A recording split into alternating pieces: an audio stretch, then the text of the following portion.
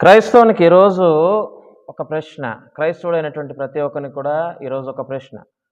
ఏంటి అంటే, నిజంగా నువ్వు దేవునికి భయపడుతున్నావా? దేవుని మీద నీకు భయం ఉన్నదా? ఈ ప్రశ్న చాలా సింపుల్‌గా ఉంటది. ప్రశ్న అయితే చాలా సింపుల్‌గా ఉంటది. దానికి సమాధానమే ఎలా ఉందో మనం ఒకసారి ఆలోచించుకోవాలి. దాని సమాధానం ఎలా ఉంది? దేవుడంటే నిజంగా నీకు భయం ఉందా? దేవుణ్ణి నిజంగా దేవునికి చాలామంది అంటారు, దేవునికి భయపడ్డం ఏంటి అంటారు. దేవునికి భయపడవా నువ్వు? దేవునికి భయపడవా? నీకు భయం లేదు కాబట్టే క్రైస్తవుడా, ఓ మానవుడా, నీకు భయం లేదు కాబట్టే ఈరోజు నువ్వు ఇష్టం వచ్చినట్లు ప్రవర్తిస్తున్నావు.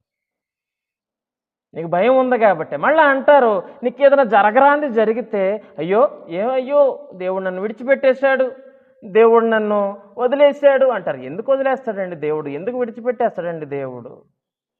ఎందుకండి నీ మీద దేవుని కోపం రగులుకుంది అంటే, నీకు భయం లేదు. నీకు భయం లేదు. దేవుని యెడల భయము కలిగి ప్రవర్తించినటువంటి వారు గొప్పగా ఆశీర్వదించబడ్డారు. గొప్ప జనాంగముగా ఆశీర్వదించబడ్డారు. మీకు ఒక ఉదాహరణ చెప్తాను. ఆదికాండంలో అబ్రహాము, విశ్వాసులకు తండ్రిగా ఉన్నటువంటి అబ్రహాము, తనకి సంతానం లేకపోతే దేవుడు సంతానాన్ని ఇచ్చాడు. ఎప్పుడు? వృద్ధాప్యములో ఇచ్చాడు సంతానం. వృద్ధాప్యంలో పండు ముసలవానిగా ఉన్నప్పుడు దేవుడు అబ్రహాముకి సంతానాన్ని ఇచ్చాడు, ఇస్సాకును, వాగ్దాన పుత్రుడు ఇస్సాకు.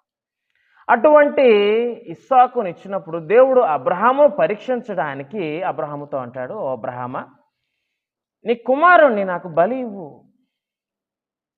నాకు బలి ఇవ్వు అంటాడు. అంటే అబ్రహాము ఏమి మారు మాట్లాడకుండా, ఏ మాట దేవునికి ఎదురు చెప్పకుండా ఇస్సాకును తీసుకొని బలి ఇవ్వడానికి వెళ్తాడు. చూడండి, ఎందుకు అబ్రహాం అలా చేశాడు? దేవుడంటే భయం ఉన్నది, దేవుడంటే భక్తి ఉన్నది, భక్తి కలిగి ఉన్నాడు. అదేవిధంగా భయాన్ని కూడా కలిగి ఉన్నాడు. దేవుని మాట జవదాటకూడదు అనేటువంటి భయము. దేవుడు నన్ను అడిగాడు, దేవుడు అడిగింది నేను చెయ్యాలి అనేటువంటి భక్తి అబ్రహాము కలిగి ఉన్నాడు. అదే విధంగా మరి బలి ఇచ్చేస్తున్నాడు. బలి ఇచ్చేయడానికి, ఇస్సాకును బలి ఇచ్చేయడానికి కత్తి చెయ్యెత్తాడు. కత్తితోటి పట్టుకొని, కత్తిని చేత్తో పట్టుకొని పైకెత్తాడు నరికేయడానికి, ఒక్క వేటుతో పడిపోవాలి. కానీ దేవుడు అంటాడు, అబ్రహామా ఆగు. ఆదికాండం 22వ అధ్యాయం 12వ వచనంలో ఉంటుంది.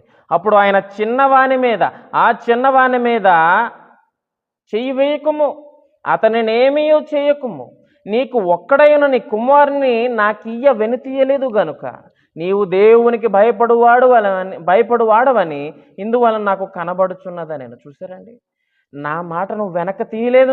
నేనంటే నీకు భయం ఉన్నది.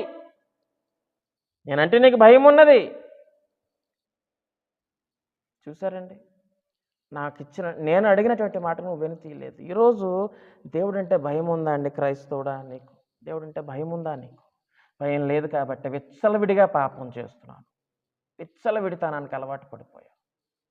పాపము, అతి భయంకరమైనటువంటి పాపమును నువ్వు ఈరోజు చేస్తున్నావు. దేవుడంటే భయం ఉండాలి, దేవుడంటే భయం ఉండాలి. భయము కలిగి పాపం చేయకు. భయము కలిగి దేవుని యందు భక్తిని చూపించు. నువ్వు ఆశీర్వదించబడతావు, దీవించబడతావు.